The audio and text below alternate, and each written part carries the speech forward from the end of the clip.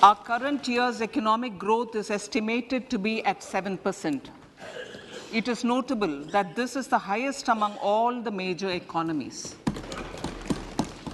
This is in spite of the massive slowdown globally caused by COVID-19 and the war. The Indian economy is therefore on the right track, and despite a time of challenges, heading towards a bright future. Today, as Indians stand with their head held high and the world appreciates India's achievements and successes, we are sure that elders who had fought for India's independence will, with joy, bless us in our endeavors going forward as well. Our focus on wide-ranging reforms and sound policies implemented through Sabka Prayas, resulting in Jan Bhagidari and targeted support to those in need, helped us perform well in trying times. India's rising global profile is because of the several accomplishments: unique world-class digital public infrastructure, example, Aadhaar, CoWIN and UPI, COVID vaccination drive in unparalleled scale and speed, proactive role in frontier areas such as achieving the climate-related goals, Mission Life and National Hydrogen Mission. During the COVID-19 pandemic, we ensured that no one goes to bed hungry with a scheme to supply free food grains to over 80 crore persons for 28 months. Continuing our commitment to ensure food and nutritional security, we are implementing from 1st January 2023 a scheme to supply free food grain to all Antyodaya and priority households for the next 1 year. Under PM Garib Kalyan Anna Yojana, the entire expenditure of about 2 lakh crore will be borne by the central government. In these times of global challenges, the G20 presidency gives us a unique opportunity to strengthen India's role in the world economic order. With the theme of Vasudhaiva Kutumbakam, we are steering an ambitious, people-centric agenda to address global challenges and to facilitate sustainable economic development. The government's efforts since 2014 have ensured for all citizens a better quality of life and life of dignity. The per capita income has more than doubled to 1.97 lakh rupees. In these 9 years, the Indian economy has increased in size from being 10th to 5th largest in the world. We have significantly improved our position as well as a well-governed and innovative country with a conducive environment for business as reflected in several global indices. We have made a significant progress in many sustainable development goals. The economy has become a lot more formalized as reflected in the EPFO membership, more than doubling to 27 crore and rupees 7,400 crore digital payments of 126 lakh crore rupees through UPI in 2022. The efficient implementation of many schemes with universalization of targeted benefits has resulted in inclusive development. Some of the schemes are 11.7 crore household toilets under Swachh Bharat Mission, which is achieved, 9.6 crore LPG connections under Ujjwala, 220 crore COVID vaccination of 102 crore persons, 47.8 crore PM Jan Dhan bank accounts, insurance cover for 44.6 crore persons under PM Suraksha Bima and PM Jeevan Jyoti Yojana, and cash transfer of 2.2 lakh crores of rupees to 11.4 crore to over 11.4 crore farmers under PM Kisan Samman Nidhi. Our vision for the Amrit Kal includes technology-driven and knowledge-based economy with strong public finances and a robust financial sector. To achieve this, Jan Bhagidari through Sabka Saath, Sabka Prayas is essential. The economic agenda for achieving this vision focuses on three things. First, facilitating ample opportunities for citizens, especially the youth, to fulfill their aspirations. Second, providing strong impetus to growth and job creation. And third, strengthening macroeconomic stability. To service these focus areas in our journey to India at 100, we believe that the following four opportunities can be transformative during Amrit Kal. Economic empowerment of women. Deen Dayal Antyodaya Yojana National Rural Livelihood Mission has achieved remarkable success by mobilizing rural women into 81 lakh self-help groups. We will enable these groups to reach the next stage of economic empowerment through formation of large producer enterprises or collectives, with each having several thousand members and managed professionally. They will be helped with raw materials supply and for better design, quality, branding, and marketing of their products. Through supporting these policies, they will be enabled to scale up their operations to serve the large consumer markets, as has been the case with the several startups growing into unicorns. PM Vishwakarma Kaushal Samman, PM Vikas. For centuries, traditional artisans and craftspeople who work with their hands using tools have brought renown for India. They're generally referred to as Vishwakarma. The art and the handicraft created by them represents the true spirit of Atmanirbhar Bharat. For the first time, a package of assistance for them has been conceptualized. The new scheme will enable them to improve the quality, scale, and reach of their products, integrating them with the MSME value chain.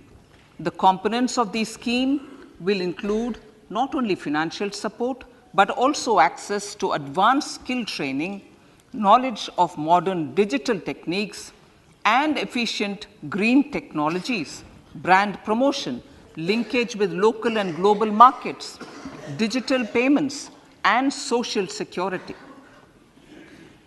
This will greatly benefit the scheduled castes, scheduled tribes, OBCs, women, and people belonging to the weaker sections.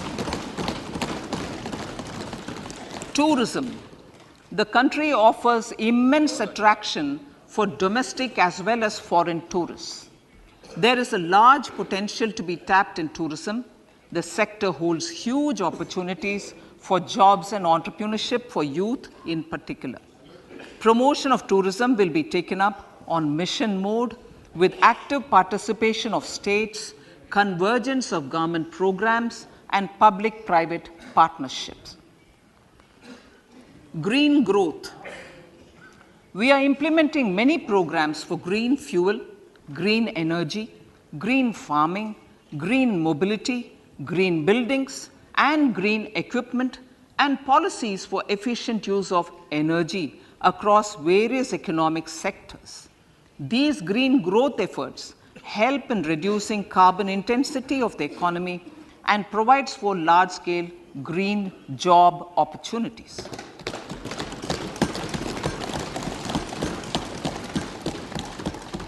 Priorities of this budget. The budget adopts the following 7 priorities. They complement each other and act as the Saptarishi guiding us through the Amritkal. Inclusive development, reaching the last mile, infrastructure and investment, unleashing the potential, green growth, youth power, and financial sector. I now speak on the priority number 1, inclusive development. The government's philosophy of Sabka Saath, Sabka Vikas has facilitated inclusive development covering in specific farmers, women, youth, OBCs, scheduled castes, scheduled tribes, Divyangjan, and economically weaker sections, and overall priority for the underprivileged, Vanchiton ko Variyata. There has also been a sustained focus on Jammu Kashmir, Ladakh, and the Northeast. This budget builds on those efforts. Digital public infrastructure for agriculture. Digital public infrastructure for agriculture will be built as an open source, open standard,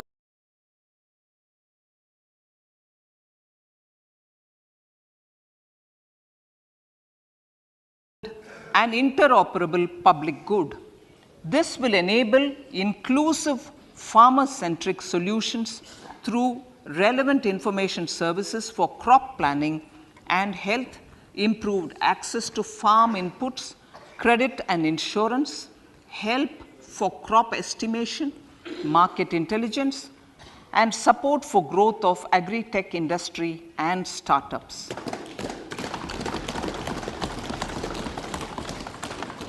An agriculture accelerator fund. An agriculture accelerator fund will be set up to encourage agri startups by young entrepreneurs in rural areas. The fund will aim at bringing innovative and affordable solutions for challenges faced by farmers. It will also bring in modern technologies to transform agricultural practices, increase productivity and profitability. To enhance the productivity of extra long staple cotton, we will adopt a cluster-based and value chain approach through public-private partnerships. This will mean collaboration between farmers, state, and industry for input supplies, extension services, and market linkages. We will launch an Atmanirbhar Clean Plant program to boost availability of disease-free, quality planting material for high-value horticultural crops at an outlay of 2,200 crores. Global hub for millets, which are Sri Anna. India is the forefront. India is at the forefront of popularizing millets, whose consumption furthers nutrition, food security, and welfare of farmers, said the Honorable Prime Minister. We are the largest producer and second largest exporter of Sri Anna in the world.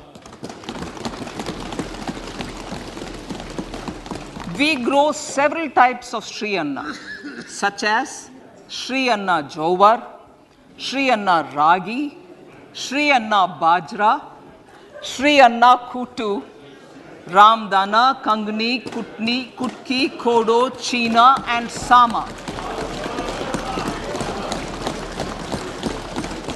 These have a number of health benefits and have been an integral part of our food for centuries. I acknowledge with pride the huge service done by small farmers in contributing to the health of fellow citizens by growing these Sri Anna. Now, to make India a global hub for Sri Anna, the Indian Institute of Millet Research, ideally Indian Institute of the Sri Anna Research, Hyderabad, will be supported as the center of excellence for sharing best practices, research and technologies at the international level. The agricultural credit target will be increased to 20 lakh crores with focus on animal husbandry, dairy and fisheries.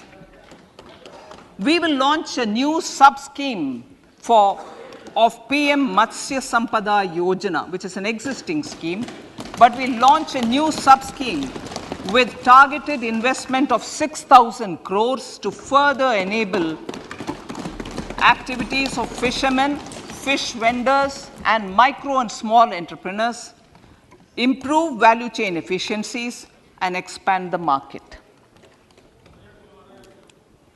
For farmers, especially small and marginal farmers and other marginalized sections, the government is promoting cooperative-based economic development model. A new Ministry of Cooperation was formed with a mandate to realize the vision of Sahakar Se Samriddhi.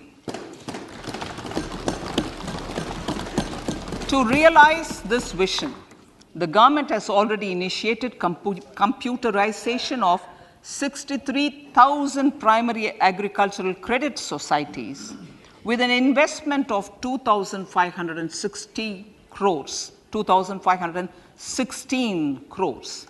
In consultation with all the stakeholders and the states, model bylaws for PACS were formulated, enabling them to become multi-purpose PACS. A national cooperative database is being prepared for countrywide mapping of cooperative societies. With this backdrop, we will implement a plan to set up massive decentralized storage capacity.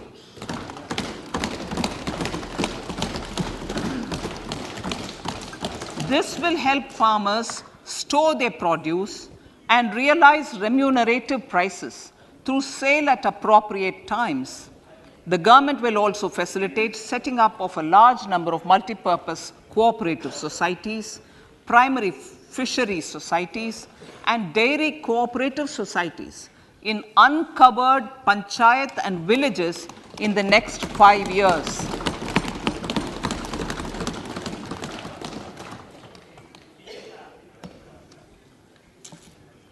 Health, education, and skilling. 157 new nursing colleges will be established in co-location with the existing 157 medical colleges established since 2014.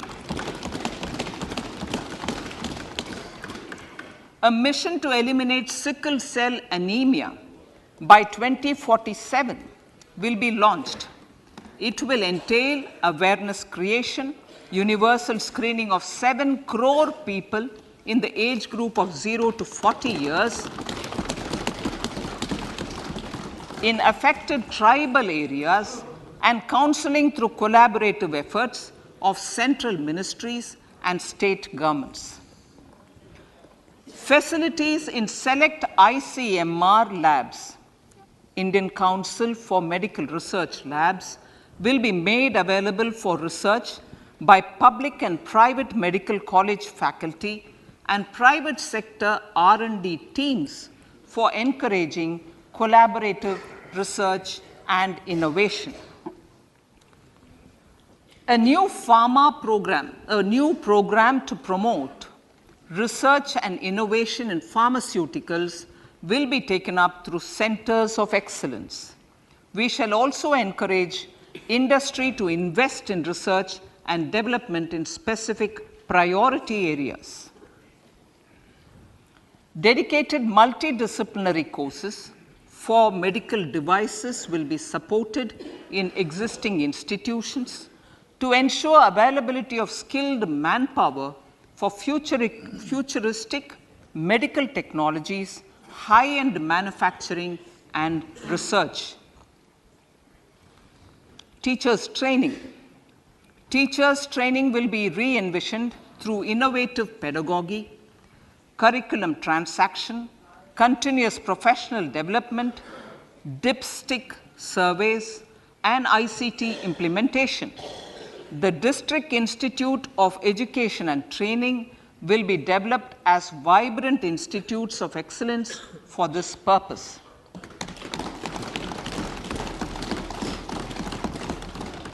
National Digital Library for Children and Adolescents. A National Digital Library for Children and Adolescents will be set up for facilitating availability of quality books across geographies, languages, genres, and levels, and device-agnostic accessibility.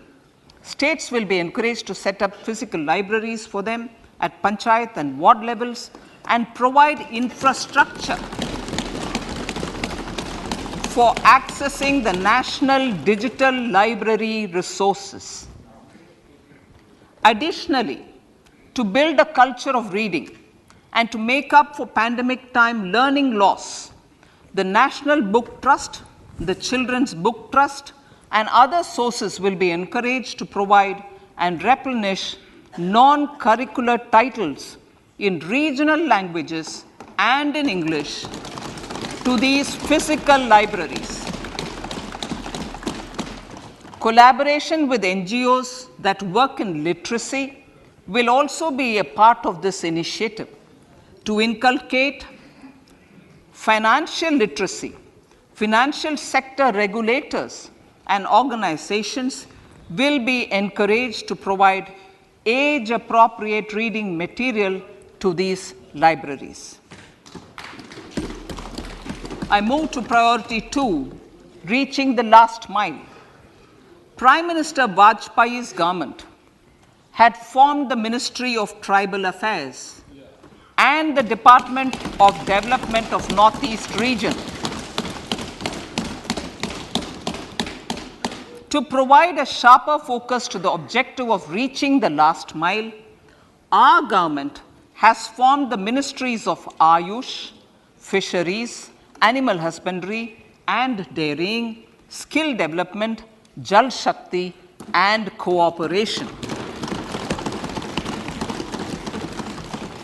Building on the success of the Aspirational Districts program, the government has recently launched the Aspirational Blocks program covering 500 blocks for saturation of essential government services across multiple domains such as health, nutrition, education, agriculture, water resources, financial inclusion, skill development, and basic infrastructure. Manya Speaker, Sir, Pradhan Mantri PBTG, which is Primitive Vulnerable Tribal Groups Development Mission, is being launched. To improve socio-economic conditions of the particularly vulnerable tribal groups, the PBTGs as we refer them to, Pradhan Mantri PBTG Development Mission will be launched. This will saturate PBTG families and habitations with basic facilities such as safe housing, clean drinking water and sanitation, improved access to education, health, nutrition, road and telecom connectivity, and sustainable livelihood opportunities. An amount of 15,000 crores will be made available to implement the mission in the next 3 years under the Development Action Plan for the Scheduled Tribes. Ekalavya Model Residential Schools. In the next 3 years, Center will recruit 38,800 teachers and support staff for the 740 Ekalavya model residential schools, which is serving 3.5 lakh tribal students.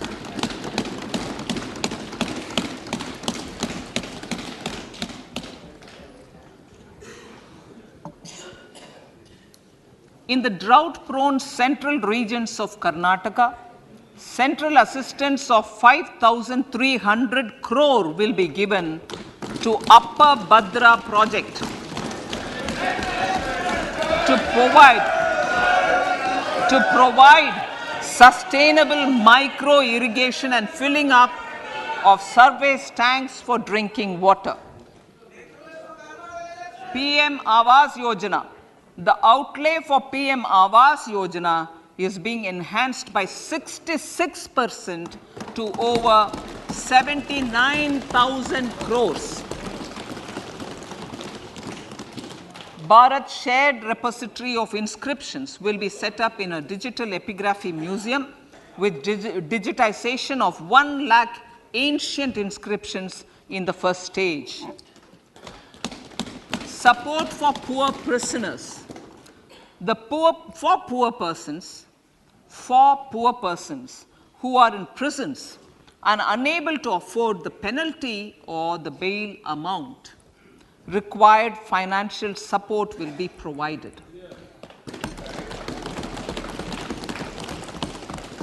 Priority number 3, infrastructure and investment. Investments in infrastructure and productive capacity have a large multiplier impact on growth and employment. After the subdued period of the pandemic, private investments are growing again. The budget takes the lead once again to ramp up the virtuous cycle of investment and job creation. Honorable Speaker, sir, the capital investment outlay is being increased steeply for the 3rd year in a row by 33% to 10 lakh crores, which would be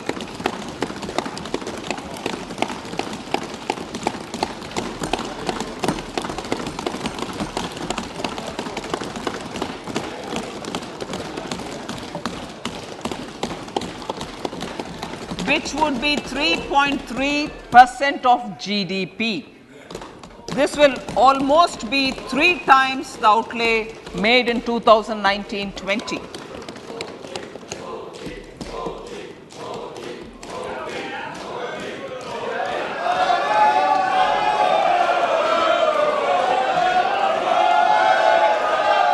This substantial increase in recent years is central to the government's efforts to enhance growth potential and job creation, crowd in private investments, and provide a cushion against global headwinds. The direct capital investment by the center is complemented by the provision made for creation of capital assets through grants and aids to state.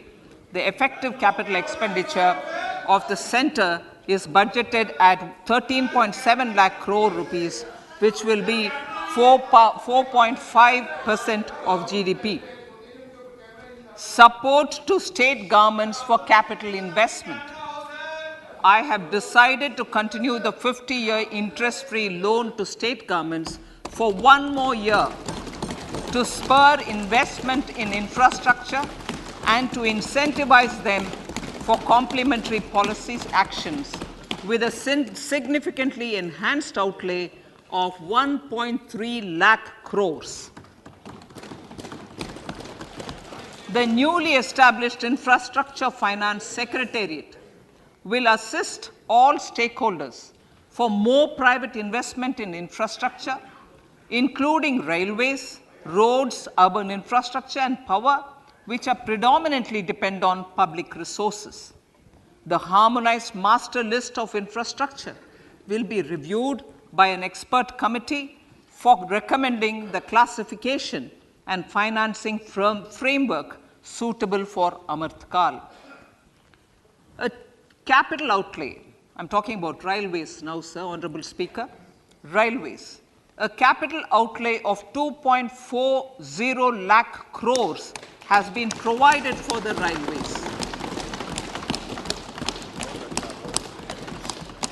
This is the highest ever outlay this highest ever outlay is about 9 times the outlay made in 2013-14. 100 critical transport infrastructure projects for last and first mile connectivity for ports, coal, steel, fertilizer and food grain sectors have been identified. They will be taken up on priority with investment of 75,000 crores, including 15,000 crore from private sources. 50 additional airports, heliports, water aerodromes, and advanced landing grounds will be revived for improving regional air connectivity.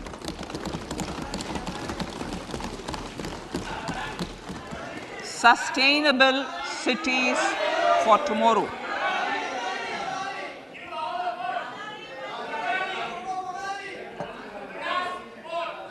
States and cities will be encouraged to undertake urban planning reforms and actions to transform our cities into sustainable cities of tomorrow.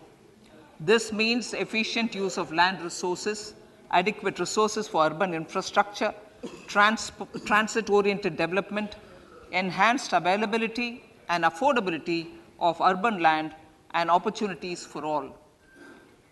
Through property tax governance reforms and ring-fencing user charges on urban infrastructure, cities will be incentivized to improve their creditworthiness for municipal bonds.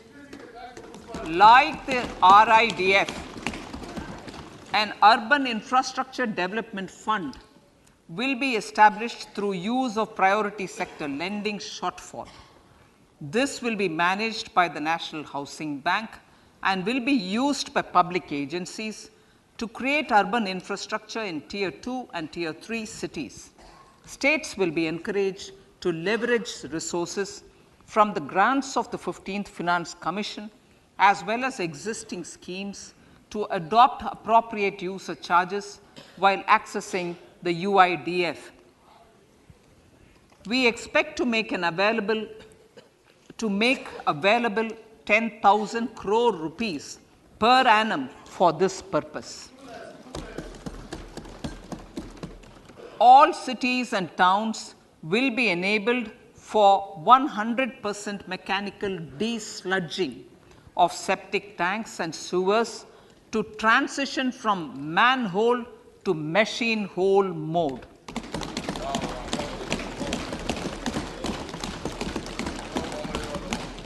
Enhanced focus will be provided for scientific management of dry and wet waste.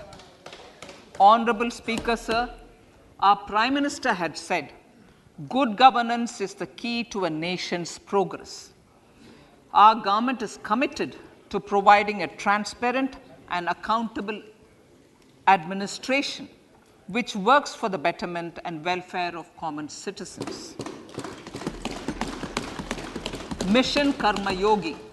Under Mission Karma Yogi, center, states and the union territories are making and implementing capacity building plans for civil servants.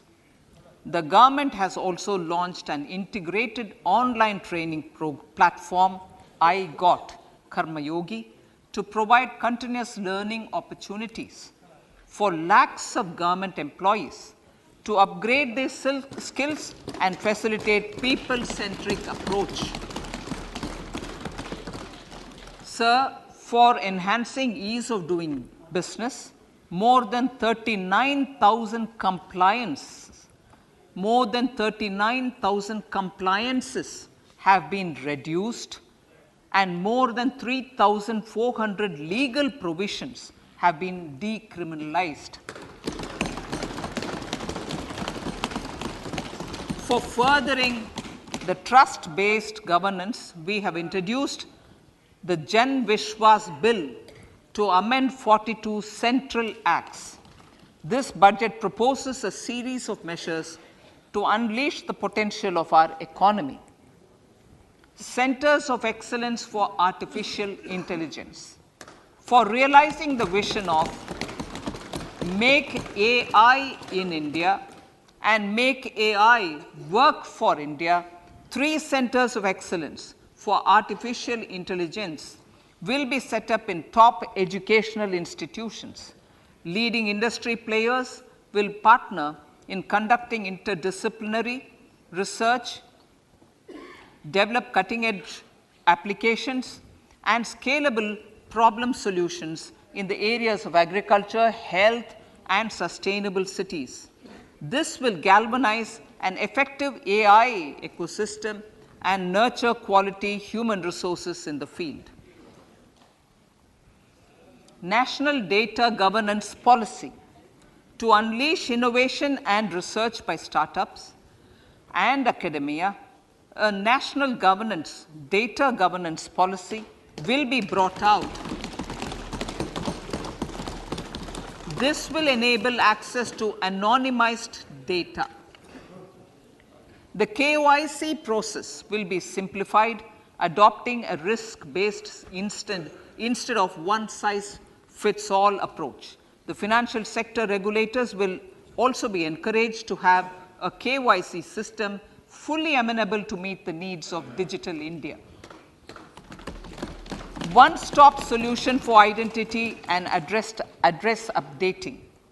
A one-stop solution for reconciliation and updating of identity and address of individuals maintained by various government agencies, regulators, and regulated entities will be established using DigiLocker service and Aadhaar as foundational identity.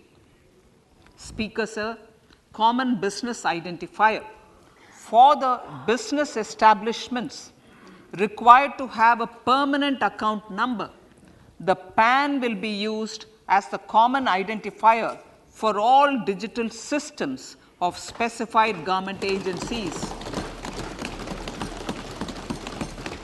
This will bring ease of doing business, and it will be facilitated through a legal mandate.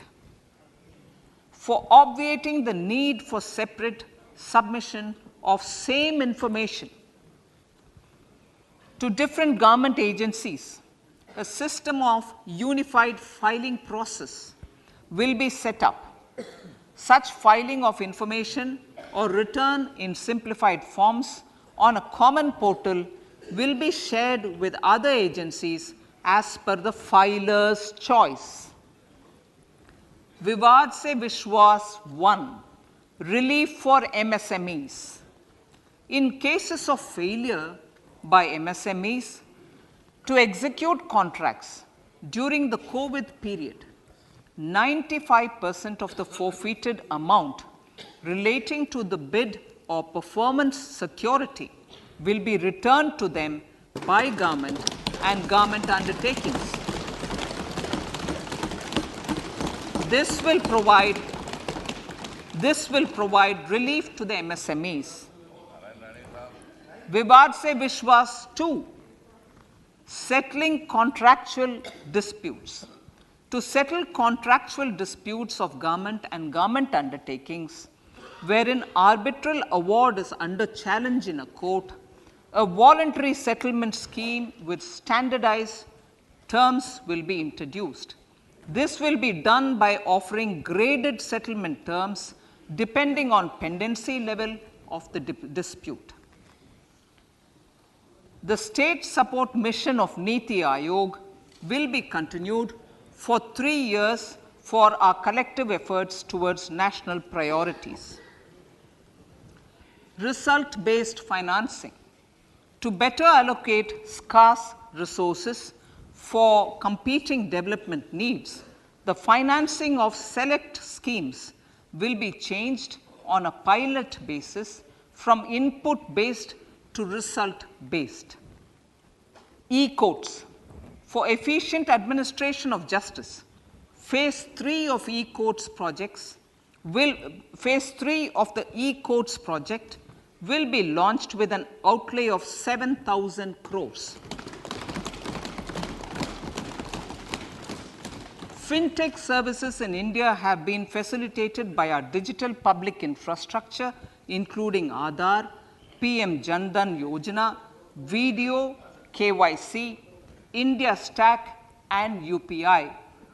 To enable more fintech innovative services, the scope of documents available in DigiLocker for individuals will be expanded. An entity DigiLocker will be set up for the use by MSMEs, large businesses, and also charitable trusts. This will be towards storing and sharing documents online securely whenever needed with various authorities, regulators, banks, and other business entities. 5G services. 100 labs for developing applications using 5G services will be set up in engineering institutions.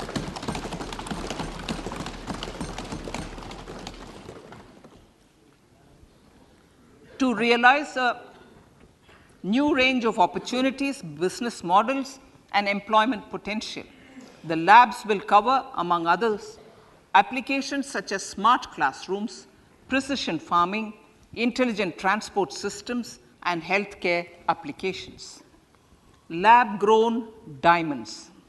Lab-grown diamonds is a technology and innovation-driven emerging sector with high employment potential.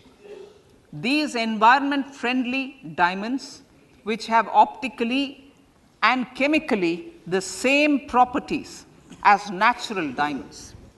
To encourage indigenous production of LGD, lab-grown diamond seeds and machines, and to reduce import dependency, a research and development grant will be provided to one of the IITs for 5 years. To reduce the cost of production,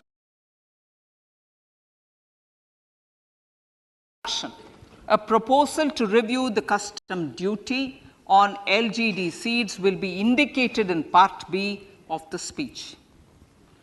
I come to the fifth priority, Honorable Speaker, sir, green growth.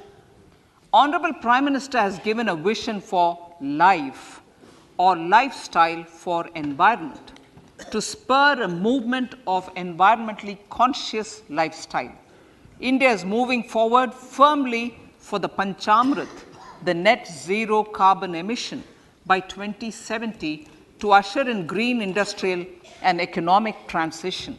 This budget builds on our focus on green growth. The recently launched National Green Hydrogen Mission, with an outlay of 19,700 crores, will facilitate transition of the economy to low carbon intensity, reduce dependence on fossil fuel imports, and make the country assume technology and market leadership in this sunrise sector. Our target is to reach an annual production of 5 MMT by 2030. Energy transition. This budget provides for 35,000 crores for priority capital investment towards energy transition and net zero objectives and energy security by Ministry of Petroleum and Natural Gas. To steer the economy on sustainable development path, battery energy storage systems with capacity of 4,000 MWH will be supported with viability gap funding. A detailed framework for pumped storage projects will also be formulated. Renewable energy evacuation. The interstate transmission system for evacuation and grid integration of 13 gigawatt renewable energy from Ladakh will be constructed with investment of 20,700 crore, including central support of 8,300 crores. Green credit program. For encouraging behavioral change, a green credit program will be notified under the Environment Protection Act.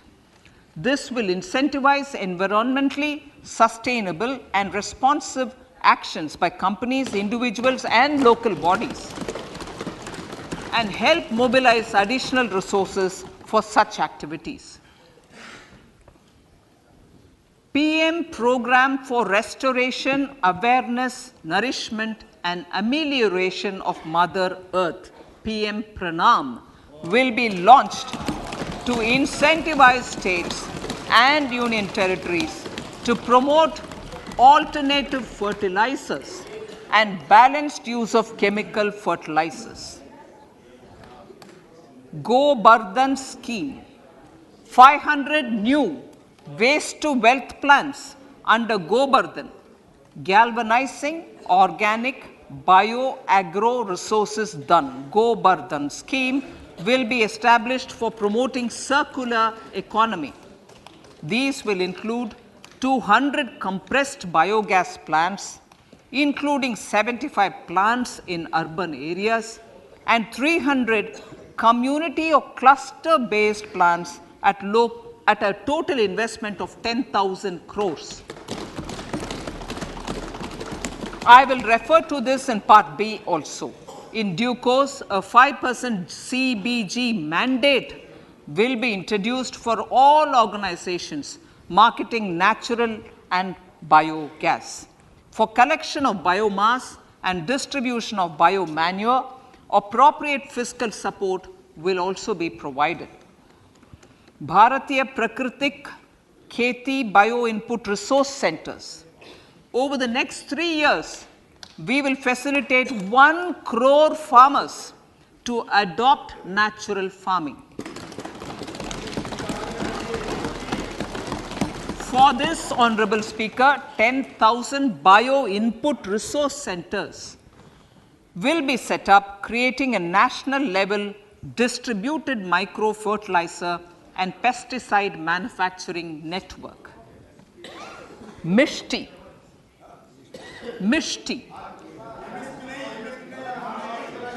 Building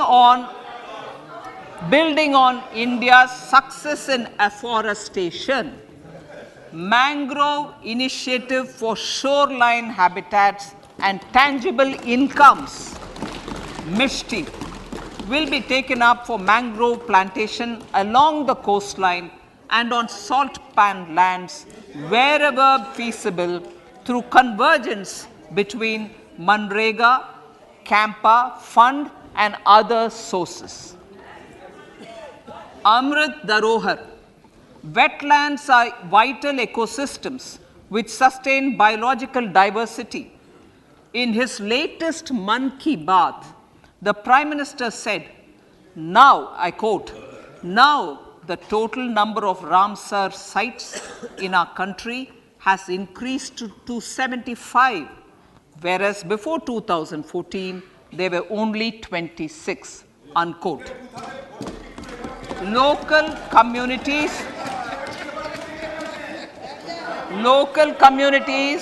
have always been at the forefront of conservation efforts. The government will promote their unique conservation values through Amrit Dharohar, a scheme that will be implemented over the next 3 years to encourage optimal use of wetlands and enhance biodiversity, carbon stock, ecotourism opportunities, and income generation for local communities. Coastal shipping. Coastal shipping will be promoted as the energy efficient and lower cost mode of transport, both for passengers and freight, through PPP mode with viability gap funding. Vehicle replacement. Vehicle replacement is an important continuing policy, replacing the old political,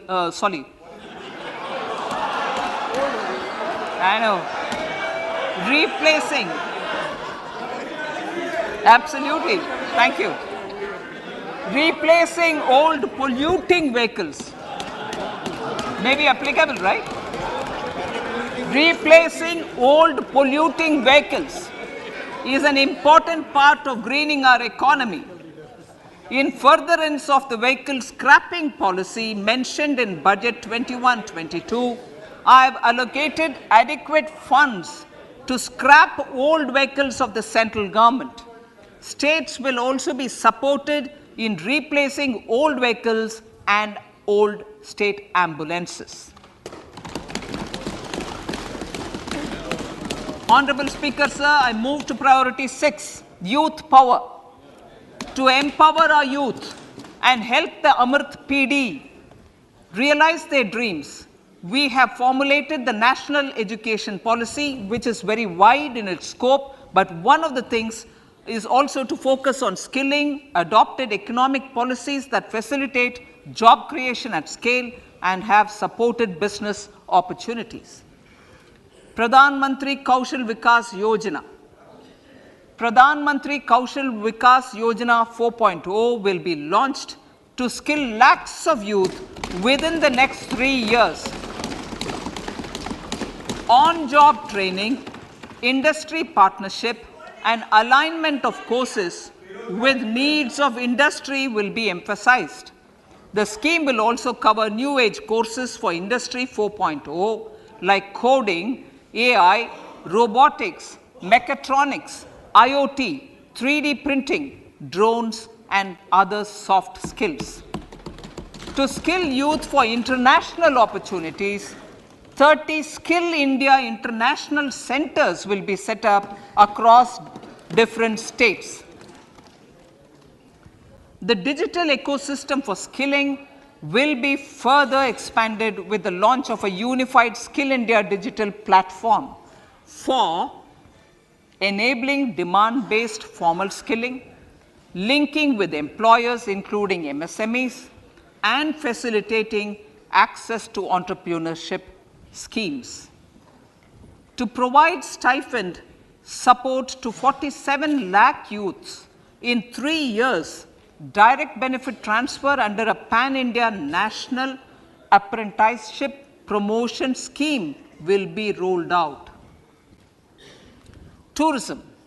Honorable Speaker, sir, with an integrated and innovative approach, at least 50 destinations will be selected through challenge mode.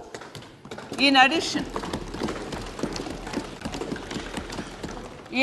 to aspects such as physical connectivity, virtual connectivity, tourist guides, high standards for food streets, and tourist security, all the relevant aspects would be made available on an app to enhance tourist experience. Every destination would be developed as a complete package. The focus of development of tourism would be on domestic as well as foreign tourists.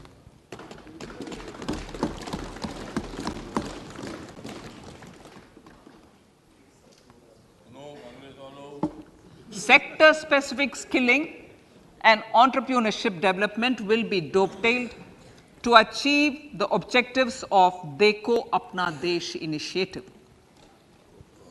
This was launched as an appeal by the Honorable Prime Minister to the middle class to prefer domestic tourism over international tourism. The integrated development of theme-based tourist circuits, the Swadesh Darshan scheme, was also launched. Under the Vibrant Villages program, tourism infrastructure and amenities will be facilitated in border villages. Unity Mall. States will be encouraged to set up a Unity Mall in their state capital or most prominent tourism center or the financial capital for promotion and sale of their one district, one product and GI products and other handicraft products, and for providing space for such products of all other states as well. Sir, priority number 7, financial sector. Our reforms in the financial sector and innovative use of technology have led to financial inclusion at scale, better and faster service delivery, ease of access to credit, and participation in financial markets. This budget proposes to further these measures. Credit guarantee for MSMEs. Last year, I proposed revamping of the credit guarantee scheme for the MSMEs. I am happy to announce that the revamped scheme will take effect from 1st April 2023 through infusion of 9,000 crores in the corpus. This will enable additional collateral-free guaranteed credit of 2 lakh crores of rupees.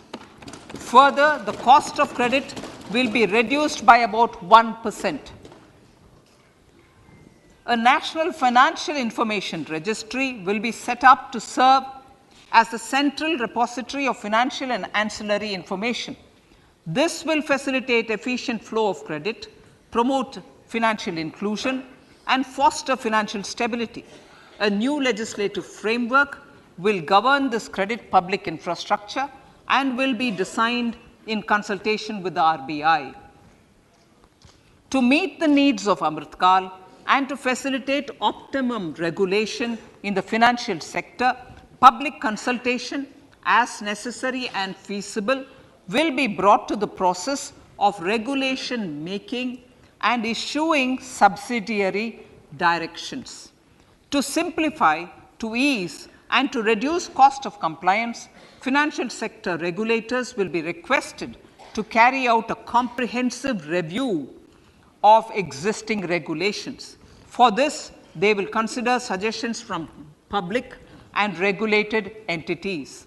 Time limits to decide the application under various regulations will also be laid down. Honorable Speaker, sir, to enhance business activities in GIFT IFSC, the following measures will be taken. Delegating powers under the SEZ Act to the IFSCA to avoid dual regulation.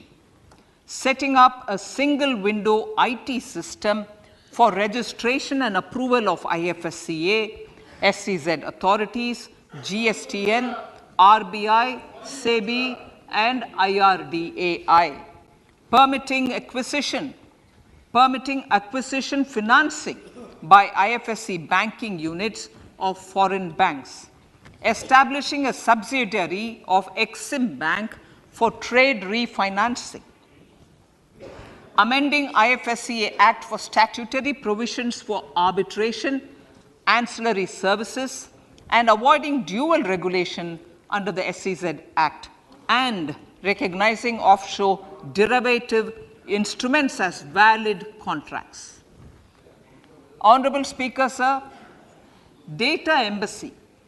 For countries looking for digital continuity solutions, we will facilitate setting up of their data embassies in GIFT IFSC.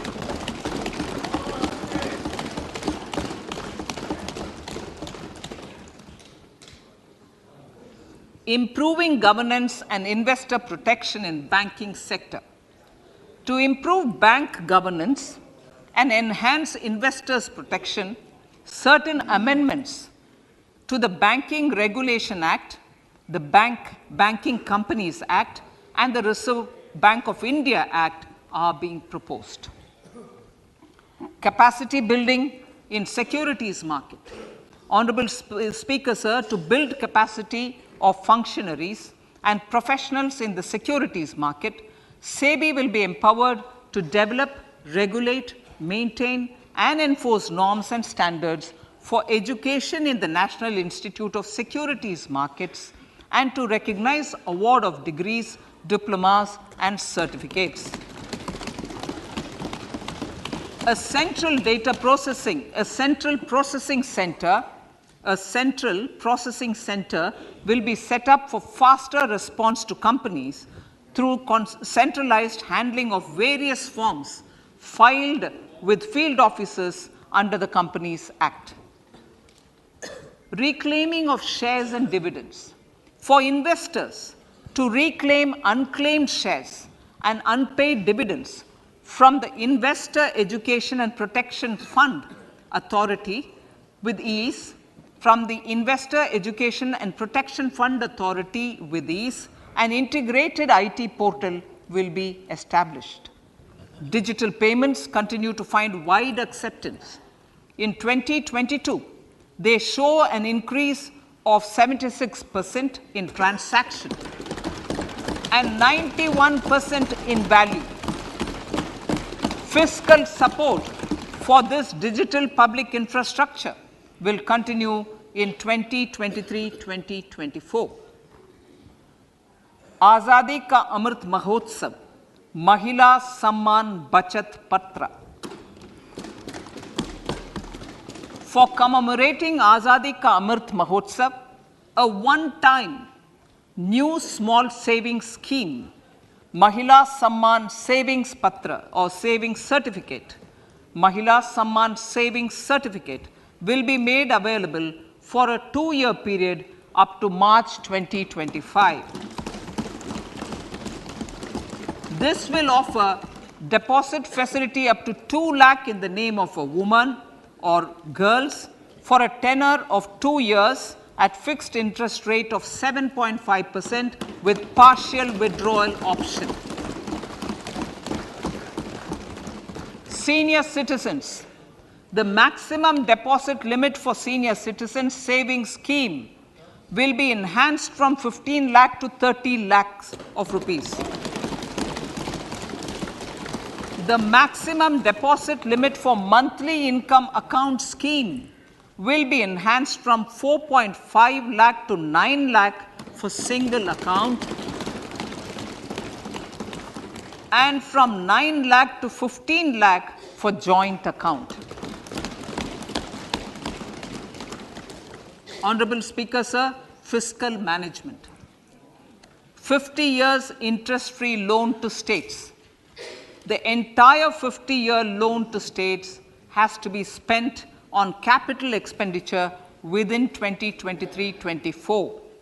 Most of this will be at the discretion of the states, but a part will be conditional on states increasing their actual capital expenditure.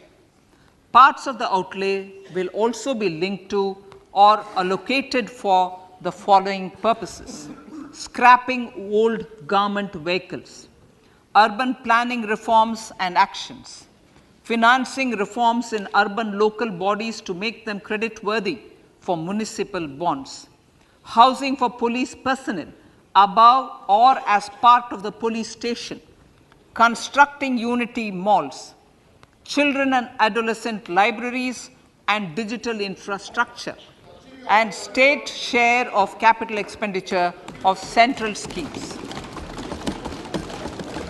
Honorable Speaker, sir, fiscal deficit of states.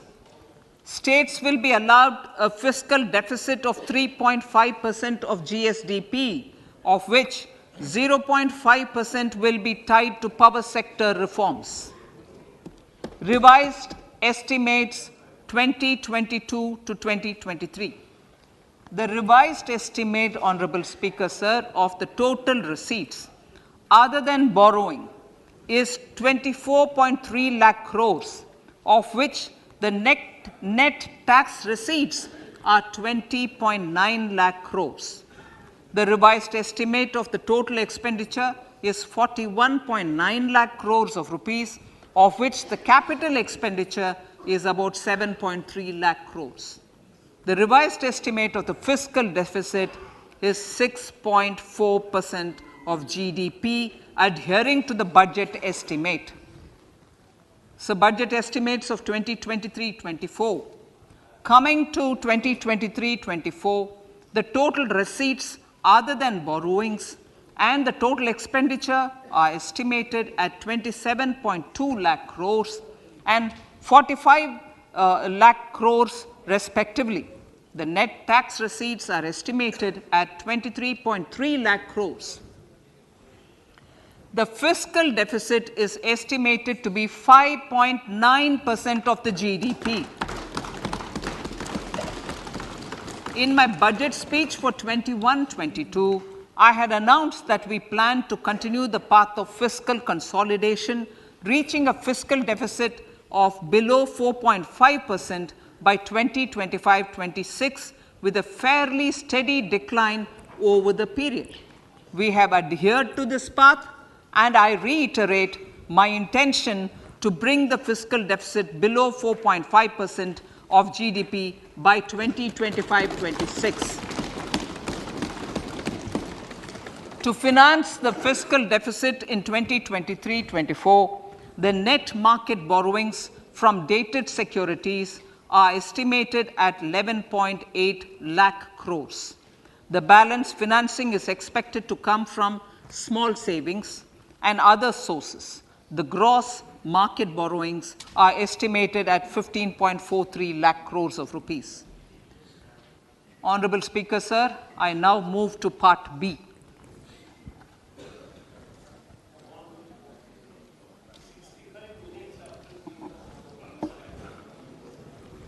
Indirect taxes. My indirect tax proposals will aim to promote exports, boost domestic manufacturing, enhance domestic value addition, encourage green energy and mobility. A simplified tax structure with fewer tax rates helps in reducing compliance burden and improving tax administration. I propose to reduce the number of basic customs duty rates on goods other than textiles and agriculture from 21 to 13. As a result, there are minor changes in the basic custom duties, cesses and surcharges on some items including toys, bicycle, automobiles and naphtha. Green mobility. To avoid cascading of taxes on blended compressed natural gas, I propose to exempt excise duty on GST paid compressed biogas contained in it. To further provide impetus to green mobility, customs duty exemptions is being extended to import of capital goods and machinery required for manufacture of lithium-ion cells for batteries used in electrical vehicles as well. Electronics. As a result of various initiatives of the government, including phased manufacturing program, mobile phone production in India has increased from 5.8 crore units valued at about 18,900 crore in 2014-15 to 31 crore units valued at 2,75,000 crore in the last financial year. To further deepen domestic value addition in manufacturing of mobile phones, I propose to provide relief to customs duty. I propose to provide relief in customs duty on import of certain parts and inputs like camera lens and continue the concessional duty on lithium-ion cells for batteries for another year. Similarly, to promote value addition in manufacture of televisions, I propose to reduce the basic customs duty on parts of open cells of TV panels to 2.5%. Electrical. To rectify inversion of duty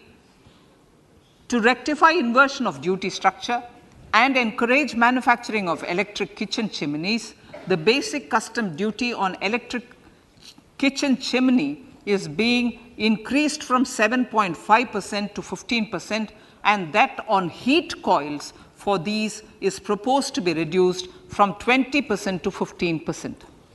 Chemicals and petrochemicals. Denatured ethyl alcohol is used in chemical industry. I propose to exempt basic customs duty on it. This will also support the ethanol blending program and facilitate an endeavor for energy transition. Basic customs duty is also being reduced on acid grade fluorospar from 5% to 2.5% to make the domestic fluorochemicals industry competitive.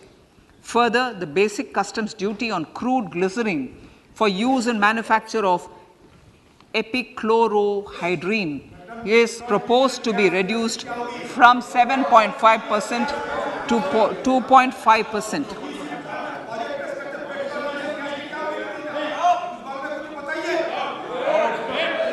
Marine products.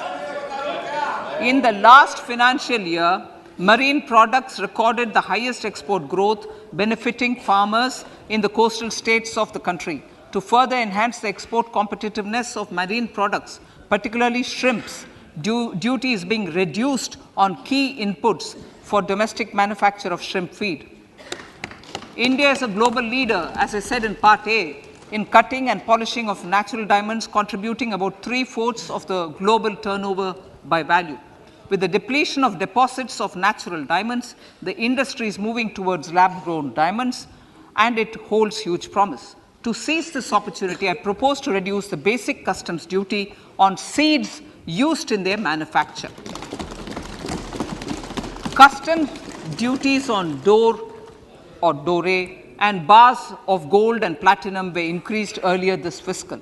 I propose to increase the duties on articles made therefrom to enhance the duty differential.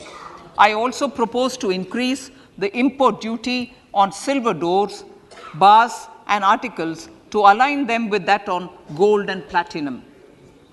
To facilitate availability of raw materials for the steel sector, exemptions from basic custom duty on raw materials for manufacture of CRGO steel, ferrous scrap, and nickel cathode is being continued.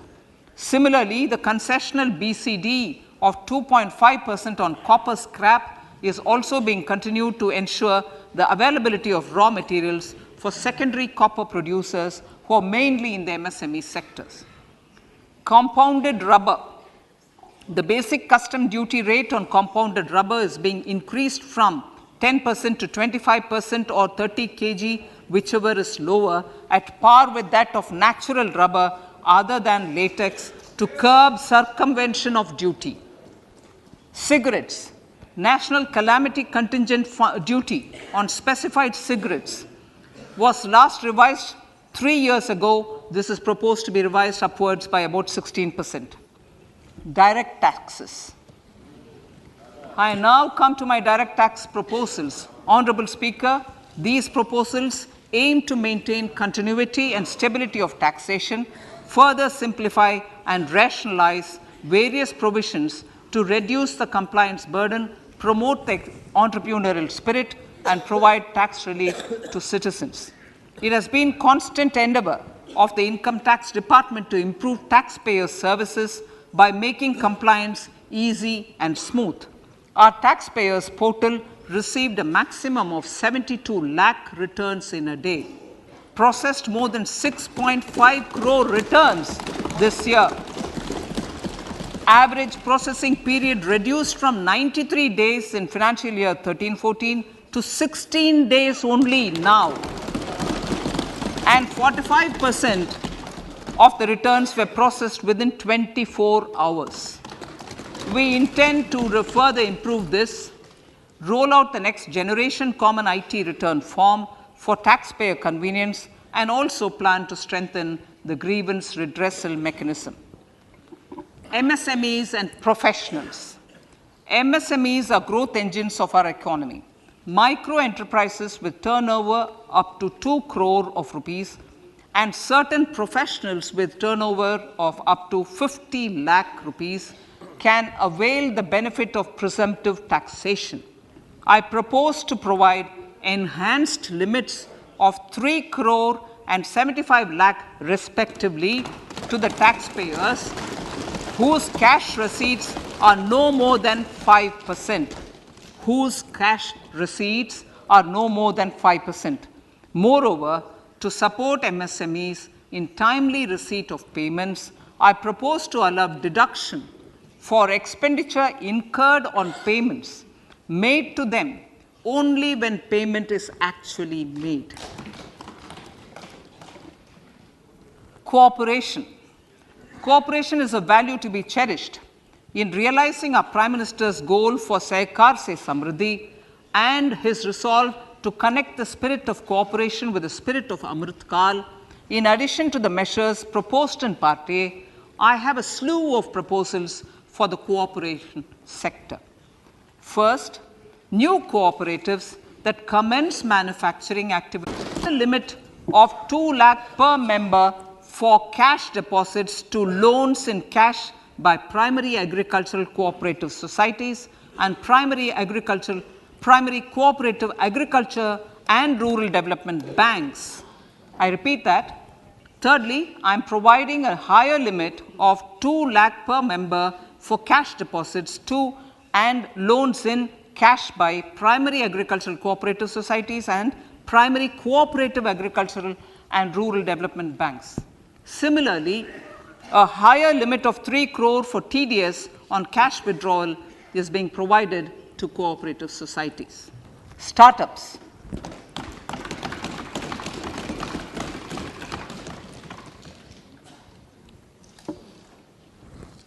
Entrepreneurship is vital for a country's economic development. We have taken a number of measures for startups and they have borne results. India is now the third largest ecosystem for startups globally and ranks second in innovation quality among middle-income countries. I propose to extend the date of incorporation for income tax benefits to startups from 31/3/2023 to 31/3/2024. I further propose to provide the benefit of carry forward of losses on change of shareholding of startups from 7 years of incorporation to 10 years.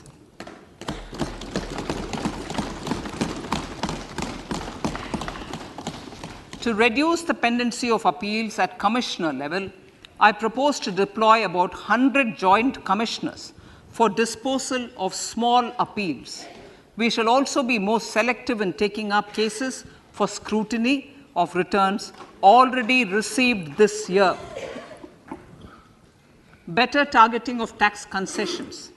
For better targeting of tax concessions and exemptions, I propose to cap deduction from capital gains on investment in residential house under Section 54 and Section 54F to 10 crores. Another proposal with similar intent is to limit income tax exemption from proceeds of insurance policies with very high value. Rationalization. Honorable Speaker, sir, there are a number of proposals relating to rationalization and simplification. Income of authorities, boards, and commissions set up by statutes of union or state for the purpose of housing, development of cities, towns, and villages, and regulating and developing an activity or matter is proposed to be exempted from income tax. Other major measures in this direction are removing the minimum threshold of 10,000 for TDS and clarifying taxability relating to online gaming, not treating conversion of gold into electronic gold receipts and vice versa as capital gains, reducing the TDS rate from 30% to 20% on taxable portion of EPF withdrawals in non-PAN cases, and taxation on income for market-linked debentures. Other major proposals in the finance bill relate to the following: extension of period of tax benefits to funds relocating to IFSC, GIFT City till 31/3/2025, decriminalization under Section 276A of the Income Tax Act, allowing carry forward of losses on strategic disinvestment, including that of IDBI Bank, and providing EEE status to Agnivir Fund. Personal income tax.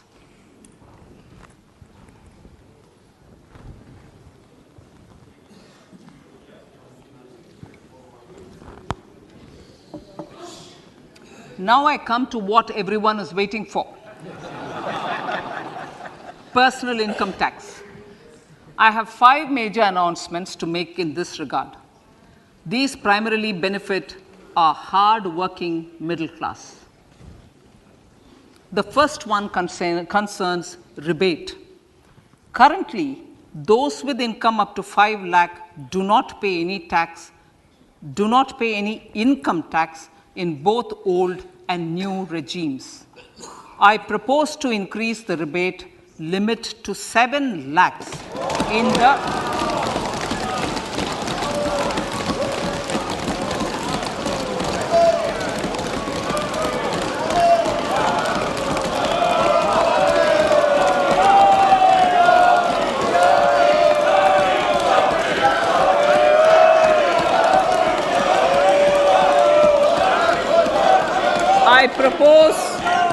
I propose to I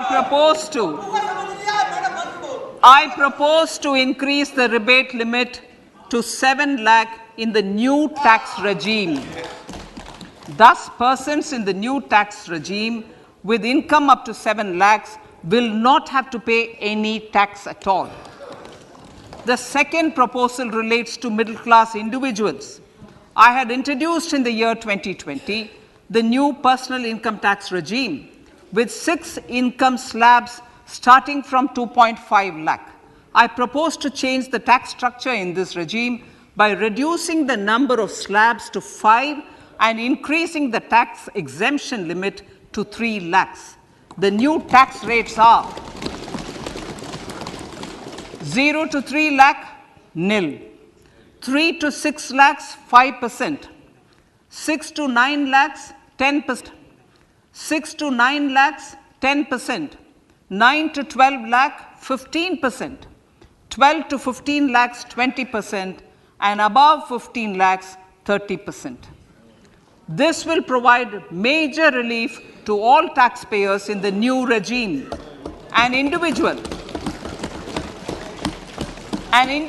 with an annual income of 9 lakhs will be required to pay only 45,000 rupees. This is only 5% of his or her income. It is a reduction of 25% on what he or she is required to pay now.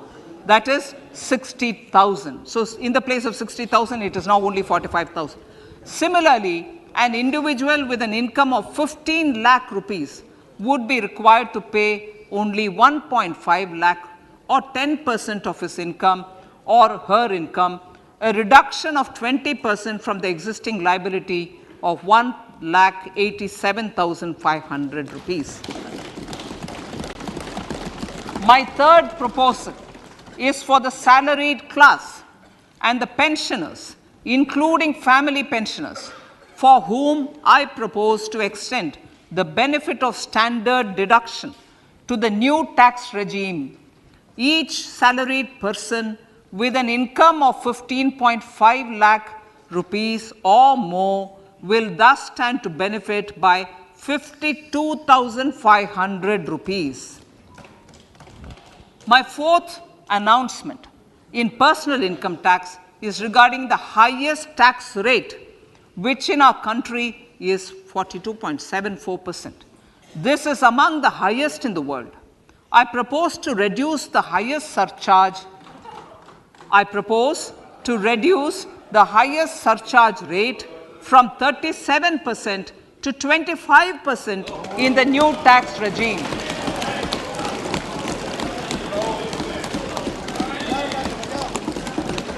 This would result in reduction of the maximum rate. This would result in the reduction of the maximum tax rate to 39%. Lastly, the limit of 3 lakh rupees for tax exemption on leave encashment on retirement of non-government salaried employees was last fixed in the year 2002, when the highest basic pay in the government was only 30,000 rupees per month. In line with the increase in the government salaries, I am proposing to increase this limit to 25 lakh rupees.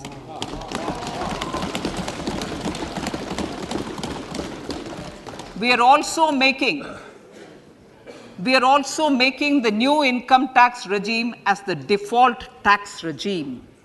However, citizens will continue to have the option to avail the benefit of the old tax regime. Apart from these, I am also making some other changes as given in the annexure. As a result of these proposals, revenue of about 38,000 crore to 37,000 crore in direct taxes and rupees 1,000 crore in indirect taxes will be foregone, while revenue of about 3,000 crore will be additionally mobilized. Thus, the total revenue foregone is about 35,000 crores annually. Honorable Speaker, sir, with these words, I commend the budget to this august House.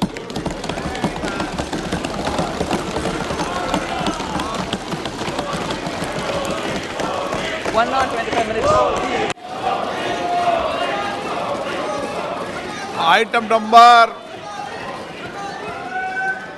1 माननीय item number 2 Shrimati Nirmala Sitharaman ji. Sir, with your permission, I lay on the table of the following statements.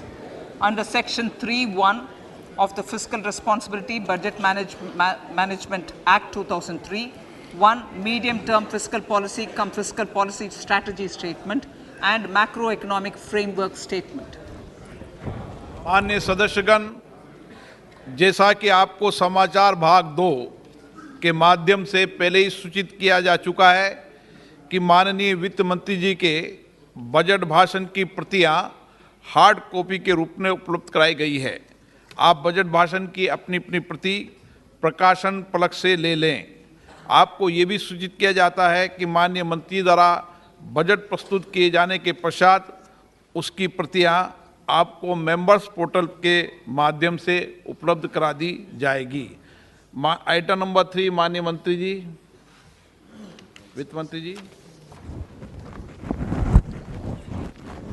Sir, with your permission, I rise to move for leave to introduce the Finance Bill 2023. प्रश्न ये है कि विधेयक को पुनर्स्थापित करने की अनुमति प्रदान की जाए.